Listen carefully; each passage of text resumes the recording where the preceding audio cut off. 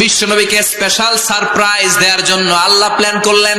জিব্রাইল ডেকে বললেন, ও জিব্রাইল, আমার পেয়ারা নবীকে স্পেশাল সারপ্রাইজ দিব, কিন্তু এই সারপ্রাইজের গিফটটা তোমার হাত দিয়ে আমি দিতে চাই না।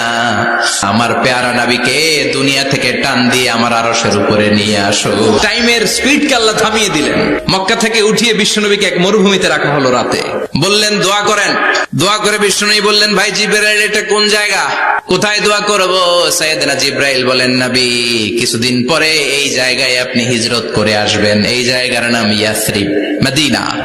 আবার সেখান থেকে তুলে এক পাহাড়ে রাখা হলো। নবী দোয়া করেন। দোয়া করে নবী বললেন, এটা কোন পাহাড়? অন্ধকার, আমি তো কিছু চিনি না। সাইয়েদনা জিব্রাইল বললেন, নবী, এটা সাধারণ পাহাড় নয়, এই পাহাড়ের কথা আল্লাহ কোরআনে বলেছেন, এই পাহাড়ের কসম আল্লাহ কোরআনে খেয়েছেন।